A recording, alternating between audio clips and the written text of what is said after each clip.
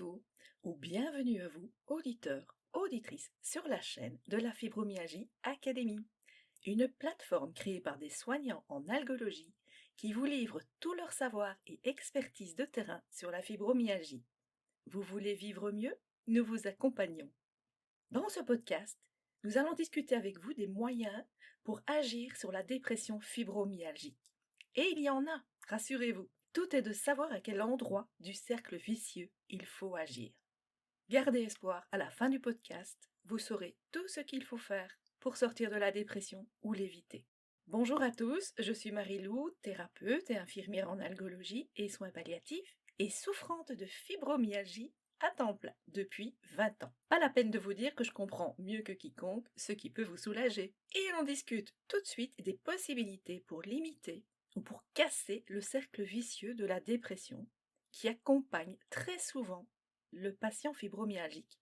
Je vais également vous expliquer pourquoi le fibromyalgique peut être dépressif. Alors comme toujours, je me dois de vous rappeler de vous abonner, de partager les infos, de liker nos podcasts et à la fin de ce podcast, comme toujours, je vous livre mon conseil, mon vécu, mes petites magies et parfois surtout de l'humour. Alors commençons directement avec le pourquoi du comment.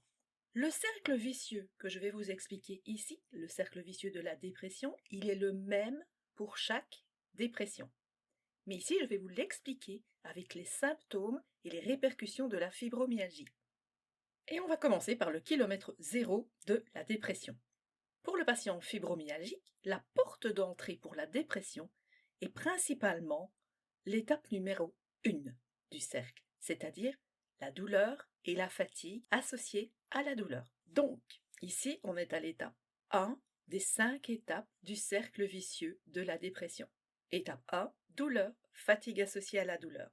Alors, l'étape 2, elle découle forcément de l'étape 1. Donc, la douleur et la fatigue, que nous avions en étape 1, vont entraîner une diminution des activités, des possibilités physiques, et la personne va bouger beaucoup moins. L'étape 3, c'est l'étape de la frustration, de la culpabilité et de la colère. La personne veut bouger, elle veut faire, mais elle ne peut pas. Elle n'y arrive pas. La personne veut, mais son corps dit non. L'étape 4, ce sera celle des pensées noires, de la dévalorisation de soi, des ruminations, du pessimisme, le manque de confiance en l'avenir. On se demande où tout ça va nous mener et comment faire pour en sortir. L'étape 5, ça sera naturellement l'étape de l'impuissance et de l'inefficacité. On baisse les bras. Ce qui, dans la fibromyalgie, entraîne l'inactivité. La mauvaise forme physique, l'inaction et l'immobilisme. Et donc, on va arriver à une étape 6 qui est l'étape 1, qui est le retour à la fatigue, à la douleur, puisque le mouvement n'est plus là, et le mouvement, c'est la vie et la santé. Donc tout cela s'auto-entretient, se renouvelle, et donc on est reparti dans ce cercle infernal. Il y a donc 5 niveaux dans ce cercle vicieux, 5 étapes, 5 portes d'entrée. En général, le fibromyalgique entre par la première porte. Les portes sont également des portes de sortie et je vais vous expliquer pourquoi, étape par étape. En clair, l'étape 1, je vous ai dit que c'était la douleur et la fatigue. Pour la douleur, on peut agir par le mouvement, l'activité physique, les salles de sport, les cours de gym, la natation. On peut aller chez un kiné, on peut recevoir des massages, on peut méditer, faire du yoga, du tai chi, malgré les douleurs, ou plutôt avec les douleurs. Sans oublier de prendre vos antidouleurs évidemment sur prescription médicale, avec suivi chez le médecin traitant. On n'est qu'au médecin traitant, ici, on a besoin de rien d'autre. C'est à cette étape que l'on devrait concentrer toute son énergie. Mais je vous l'accorde, c'est difficile, la douleur elle est souvent invivable, handicapante. Même si vous êtes fatigué et douloureux, essayez de bouger. Essayez toutes les méthodes que je viens de vous citer et d'autres pour diminuer les douleurs et garder un niveau physique correct. J'insiste sur ce point numéro 1 du cycle, parce que c'est le niveau sur lequel on peut agir le plus rapidement et le plus efficacement avant que la dépression s'installe. On arrive donc à l'étape numéro 2, le second palier de la dépression, la perte d'activité physique, sociale et professionnelle.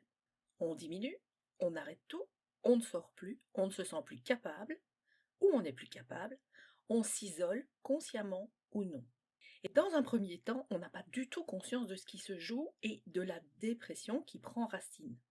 À ce moment, il est important de reprendre ou garder des activités. Si on doit les mettre en pause, il faut recommencer le plus vite possible. À nouveau, il faut ici gérer les causes et le stress. Et c'est déjà maintenant qu'il est nécessaire de prendre conseil auprès d'un médecin spécialisé ou d'un psychologue. Maintenant, à l'étape 2. Puisque on va arriver à l'étape 3 du cycle de la dépression, qui est l'étape le corps dit non, la tête dit oui. Je suis prête à parier que beaucoup d'entre vous peuvent dire ma tête dit oui et mon corps dit non. Donc on est beaucoup, et je le suis également, enfin du moins je l'ai été, dans cette étape, à arriver à dire mais oui, mais je veux, mais je peux pas. J'y arrive pas, mon corps ne veut pas. Pourtant, ce n'est pas la volonté qui manque, ce n'est pas l'entrain, ce n'est pas j'ai envie de travailler, j'ai envie de sortir, j'ai envie d'aller me promener, mais non, c'est pas possible, je n'y arrive pas. Et donc c'est le moment de la frustration, de la culpabilité et de la colère.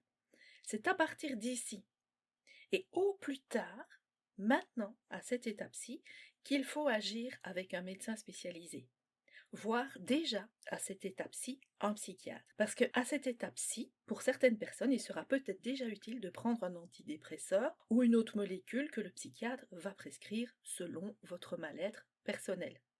Je le dis souvent, il n'y a aucun problème, il n'y a aucune honte à prendre des antidépresseurs. Si on en est arrivé au cycle 3, c'est que on n'y est pas arrivé on n'est pas arrivé à éviter la dépression de façon naturelle, comme je l'ai expliqué dans l'étape 1 ou l'étape 2. Donc on est déjà à l'étape 3, donc vraiment il n'y a aucune honte à prendre des antidépresseurs si on n'est pas parvenu à s'aider soi-même ou à se faire aider par le médecin traitant ou déjà le psychologue. Donc n'hésitez pas à consulter le psychiatre, ou votre médecin traitant peut également faire votre suivi et vous prescrire des antidépresseurs. En tout cas, c'est l'étape où il faut vraiment faire quelque chose. Là, on est déjà dans un état critique. Puisqu'on arrive à l'étape 4, qui est le négativisme, il faut ajouter à ce moment-là les psychothérapies, les thérapies comportementales ou autres pour utiliser l'énergie négative et la mettre à profit pour ne pas s'enliser plus avant dans la dépression et sortir un petit peu la tête du négativisme et des idées noires. Et puis évidemment, on arrive dans l'étape 5 du cercle vicieux de la dépression. On n'y arrive jamais par choix, évidemment. C'est inconscient. L'étape 5, on y arrive et on ne se voit même pas y arriver. Ça s'est installé comme ça, sans qu'on ne voit rien venir, on a baissé les bras, on est dans l'immobilisme complet, le corps n'a plus de force, plus d'énergie, plus de muscles, par manque de mouvements essentiels, ainsi que d'autres soucis qui vont venir se greffer. On est dans ce qu'on appelle le déconditionnement physique. Mais pas que, parce que outre le manque d'efficacité des organes internes, les risques cardiovasculaires, les soucis financiers, l'isolement total, les crises familiales, tout ça va nous ramener à l'étape 1, qui sont les douleurs et la fatigue, car le moindre mouvement fait mal, les ruminations, ça fatigue également, et lorsqu'on est arrivé à la complétude de ce cercle vicieux, la dépression est durablement installée. Quand je dis durablement, on peut parler de minimum un an. C'est à ce moment-là, évidemment, qu'on va essayer de mettre toutes ses forces et toute son énergie et redécouvrir le b.a.-ba de la santé et des habitudes saines.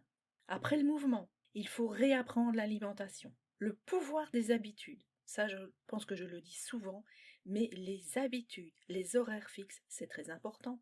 Il faut également un accompagnement social, il faut retrouver son couple, tout est à recréer et replanifier.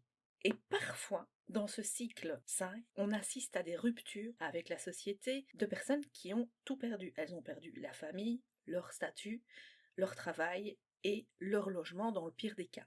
Ce sujet n'est pas du tout facile à entendre pour vous si vous êtes dans ce cycle de dépression, ni pour moi à expliquer. Par contre, je trouvais que c'était vraiment très important quand on m'a proposé ce sujet. Je l'ai trouvé très important parce que je me dis que il y a aussi des proches de patients fibromyalgiques ou des fibromyalgiques qui ne sont pas encore dans le cycle de la dépression, et ces personnes peuvent évidemment faire de la prévention. Également, les proches peuvent mieux comprendre ce qui arrive à la personne fibromyalgique. Alors vous savez, moi j'ai toujours un avis personnel sur tout et je voudrais vous en faire part parce que moi je suis intimement persuadée, et je l'ai vécu, que la dépression n'est pas un choix, c'est une fatalité qui s'installe à nos dépens. Souvent on va nous dire « Ah bah oui mais tu te laisses aller, c'est normal que tu fasses de la dépression ». Eh ben non, moi je ne le crois pas, je pense que c'est pas un choix. Donc je m'explique. Malheureusement, lorsqu'une fibromyalgie est diagnostiquée, l'errance médicale, l'errance diagnostique de plusieurs années, a déjà emmené le patient sur la pente de la dépression. Pour ceux qui veulent en savoir plus sur l'errance médicale, je vous renvoie à notre podcast sur l'errance médicale, l'errance diagnostique. Je vous mettrai le lien en barre d'infos pour plus de facilité. En parallèle, les médecins spécialisés ne vont prendre en compte que ce qui incombe à leur spécialité. Je pense à l'algologue qui va traiter la douleur. Je pense également aux rhumatologues, je pense aux psychologues, je pense aux physiothérapeutes qui vont chacun faire leur travail. Une fois de plus, il faut traiter la fibromyalgie dans son entièreté, dans son concept holistique, et ce, dès l'apparition des premières plaintes. Mais la médecine actuelle étant ce qu'elle est, c'est-à-dire une médecine saucissonnée, comme je le dis souvent, il est plus qu'urgent d'être des fibromyalgiques lucides et de prendre les devants en se faisant aider et accompagner au moindre doute, au premier signe qui nous dépasse. Ce que je voudrais faire passer également comme message, c'est que les aidants proches, je le disais tout à l'heure, les accompagnants de vie, les familles, les époux, les épouses, les parents ont un rôle à jouer plus que jamais en tirant eux-mêmes le signal d'alarme. Je le disais, on n'arrive pas dans la dépression par choix. Aucun fibromyalgique ne va se rendre compte de la dépression qui guette, ou alors trop tard. Ensuite, il s'agit d'accompagner la personne dans son cheminement pour stopper le cercle vicieux de la dépression et l'encourager à prendre les mesures radicales et très rapides.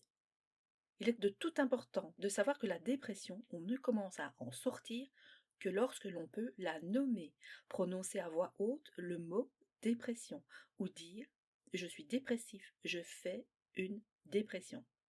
Pour ceux qui sont dans le cas, essayez, vous verrez, ça aide à remettre la locomotive sur les bons rails. Alors aujourd'hui, je vous ai livré mon analyse personnelle en tant que soignante et en tant que fibromyalgique, et je n'ai pas de conseils à vous donner.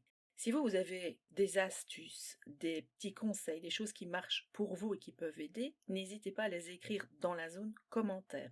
On attend avec impatience de vous lire. Par contre, je peux quand même vous donner un petit plus qui m'appartient. Peut-être que je l'ai déjà donné dans d'autres podcasts parce que vraiment il m'est utile et je l'utilise tous les jours. C'est une petite citation, une petite phrase magique qui est « Soyez plus fort que vos excuses ». Soyez plus fort que vos excuses. Et je vais terminer ici en espérant qu'écouter ce podcast n'était pas une excuse pour vous priver d'un moment d'activité physique. Et je compte sur vous pour que le serpent de la dépression ne se morde plus la queue. À bientôt!